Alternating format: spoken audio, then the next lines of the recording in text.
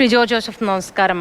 പോലീസിന് എത്ര ശ്രമിച്ചാലും കണ്ടുപിടിക്കാനാവാത്ത ഒരാളാണ് സിദ്ദീഖ് എന്ന് വിശ്വസിക്കാൻ പ്രയാസമാണ്. പോലീസ് സംവിധാനം അത്ര മോശമാണോ എന്ന് പോലും തോന്നിപ്പിക്കുന്ന തരത്തിൽ എന്തുകൊണ്ടാണ് ഇത്തരത്തിലൊരു അവസരം നൽകുന്നത്? എന്തായിരിക്കാം കാരണം? പോലീസ് സംവിധാനമൊന്നും മോശമല്ല, പക്ഷേ ചില ഡയറക്ഷൻസ് മുകളിൽ നിന്ന് വന്നാല് പോലീസ് ഉദ്യോഗസ്ഥന്മാർക്ക് എന്ത് ചെയ്യാനൊക്കും? എനിക്ക് തോന്നുന്നില്ല പോലീസ് സിദ്ദീഖിനെ കണ്ടെത്തുമെന്ന്. കാരണം സുപ്രീം കോടതിയിലെ ജാമ്യത്തിന് മൂവ് ചെയ്തതിന്റെ റിസൾട്ട് അറിഞ്ഞ ശേഷം മാത്രമേ സിദ്ദീഖ് എവിടെയുണ്ടെന്ന് അറിയാനൊക്കെ. എന്റെ ഒരു ധാരണ, പലരും പല കഥകളും, ആലപ്പുഴ ഉണ്ടായിരുന്നു, അവിടെയുണ്ട്, എറണാകുളത്തെ ഹോട്ടലിൽ എല്ലായിടത്തും ഉണ്ട്. സിദ്ദീഖിന്റെ മൊബൈലൊക്കെ കത്തിച്ചിട്ടുണ്ടാവും.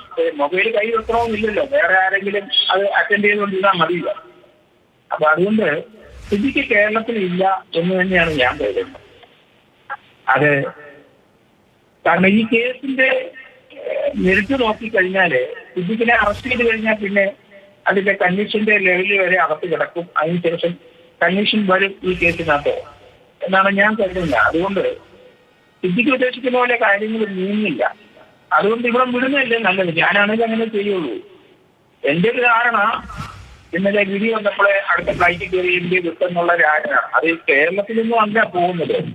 പല ദിവസങ്ങൾ വൈകിട്ട് ഡൽഹിയിൽ പോയി കിടന്നാൽ മതിയല്ലോ. ഒന്ന് അരമണിക്കൂർ ലോകത്തിന്റെ വിവിധ ഭാഗങ്ങളിലേക്ക് ഫ്ലൈറ്റ് ഉണ്ട്.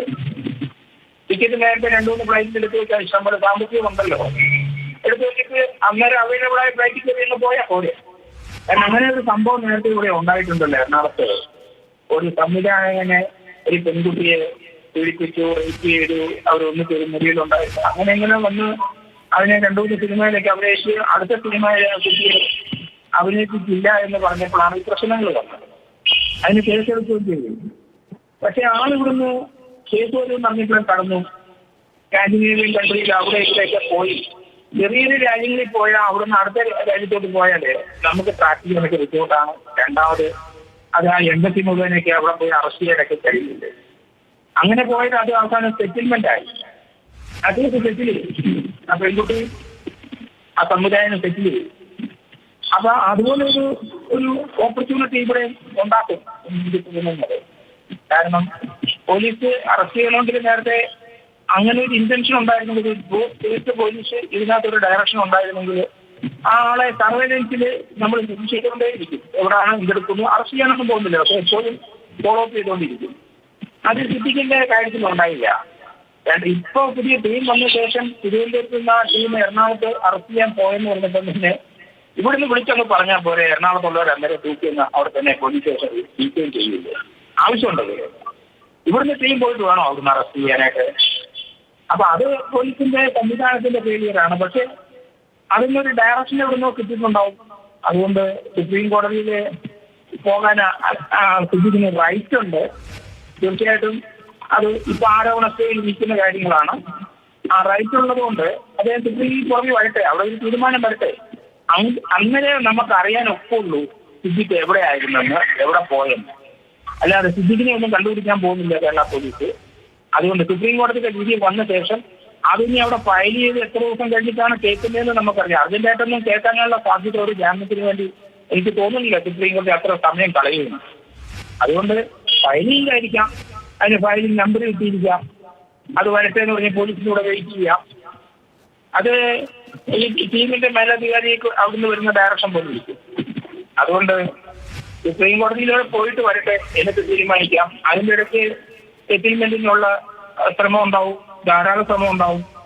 അത് പല മേഖലയിലുണ്ടാവും. സാമ്പത്തികമാണല്ലോ എല്ലാവർക്കും ഈ ഒരു സെറ്റിൽമെന്റിലേക്ക് പോകാനാണ്. നല്ല എമൗണ്ട് കൊടുത്താൽ അത് തീരും, പ്രശ്നം തീരുമെന്നാണ് എനിക്ക് തോന്നുന്നത്. പക്ഷെ നമുക്ക് ഇതുപോലെ ഒരു പെൺകുട്ടിയെ, ഒരു സ്ത്രീയെ പീഡിപ്പിച്ച് അവരുടെ ആ സിനിമയിലുള്ള സ്റ്റാർഡം എന്നുള്ള ആ പൊസിഷനെ വെച്ച് ഏത് മഹാരഥന്മാരാണ് എന്ന് നമ്മളെല്ലാം വിചാരിച്ചിരിക്കില്ല. അവരുടെ പല അഭിനയ മുഹൂർത്തം കണ്ടിട്ട് തന്നെയാണ്. പക്ഷെ അവരുടെയൊക്കെ മനസ്സ് വളരെ മലിനമാണ് എന്നാണ് ഇതിൽ നമുക്ക് മനസ്സിലായത്. അതുകൊണ്ട് എനിക്ക് അതിനകത്ത് കണ്ടെത്തണമെന്ന് വിചാരിച്ച കേരള പോലീസ് കണ്ടെത്തും. പക്ഷെ കണ്ടെത്തില്ല. കേരളത്തിലുണ്ടെന്ന് ഞാൻ കരുതുന്നില്ല. അവിടെ കണ്ടു ഇവിടെ കണ്ടു എന്നൊക്കെ ഇങ്ങനെ വാർത്തകൾ വന്നുകൊണ്ടിരിക്കും. എനിക്ക് പ്രതീക്ഷയില്ല. സുപ്രീം കോടതിയിലെ കൈയിട്ട് അതിനകത്ത് റൈറ്റ് ഉണ്ട്. സുപ്രീം കോടതി പോയി ജാമ്യം കിട്ടുമോ ഇല്ലെന്ന് നോക്കട്ടെ. അതിനുശേഷം പോലീസിനെ അറസ്റ്റ് ചെയ്യാം. വിവിധ ആരോപണങ്ങളിൽ വളരെയധികം പ്രതിരോധത്തിൽ നിൽക്കുകയാണ് നമ്മുടെ ആഭ്യന്തര വകുപ്പ്. ആ സാഹചര്യത്തിൽ എന്തുവില കൊടുത്തും സിദ്ദീഖിനെ പോലെ കുറ്റാരോപിതനായ ഒരാൾ കോടതി ഇത്രയധികം കാര്യങ്ങൾ പറഞ്ഞ് മുൻകൂർ ജാമ്യാപേക്ഷ തള്ളിയ സ്ഥിതിക്ക് ഈ സാഹചര്യത്തിൽ എന്തുകൊണ്ട് ആഭ്യന്തര വകുപ്പ് അങ്ങനെ ഒരു സഹായം സിദ്ദീഖിന് ചെയ്യണം? ഇല്ല, അത് കോടതിയുടെ വിധികളും ഒക്കെ ഗവൺമെന്റ് തലത്തിൽ രാഷ്ട്രീയപരമായിട്ടാണ് പല കാര്യത്തിലും തീരുമാനം എടുക്കുന്നത്. അതല്ലേ സംഭവിച്ചിരിക്കും. അങ്ങനെയല്ല ദിലീപിന്റെ കേസ് എത്ര വർഷമായി തുടങ്ങിയിട്ട് നമ്മൾ അതിങ്ങനെ നീണ്ടു പൊയ്ക്കൊണ്ടിരിക്കും. ആ അന്വേഷണ ഉദ്യോഗസ്ഥനെ 113 ദിവസമാണ് ആ ബോക്സ് കയറ്റി നിർത്തി വിസ്തരിച്ചത്. അപ്പൊ അതൊക്കെ സുപ്രീം കോടതി വിമർശിക്കാനല്ലേ പറ്റുള്ളൂ. ആ കോടതിയുടെ ഡിസ്ക്രിപ്ഷനാണ്.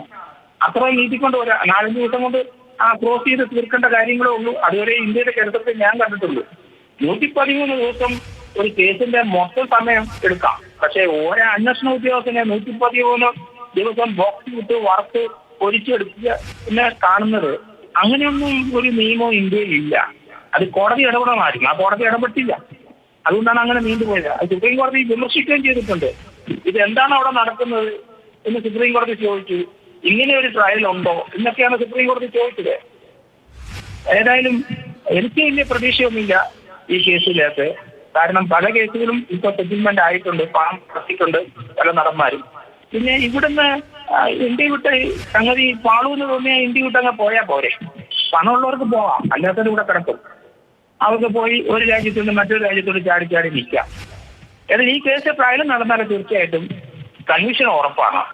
അപ്പൊ അതുകൊണ്ട് ജാമ്യത്തിന് ശ്രമിക്കും. ജാമ്യത്തിൽ നിന്ന് കഴിഞ്ഞാൽ പോലീസ് കസ്റ്റഡി പോകാനുള്ള സാധ്യത, അതിന് പിന്നെ ലിറ്റിഗേഷൻ തുടങ്ങാം. അതുകൊണ്ട് ഈ നിയമത്തിന് ഒത്തിരി സ്കോപ്പുകളുണ്ട്. പ്രതിക്കുണ്ട്, വാദിക്കുകൊണ്ടൊക്കെ ഉണ്ട്. അതിങ്ങനെ തട്ടിമുട്ടി പൊക്കോണ്ടിരിക്കും. അത് നമുക്ക് അഭിപ്രായം പങ്കുവച്ചത്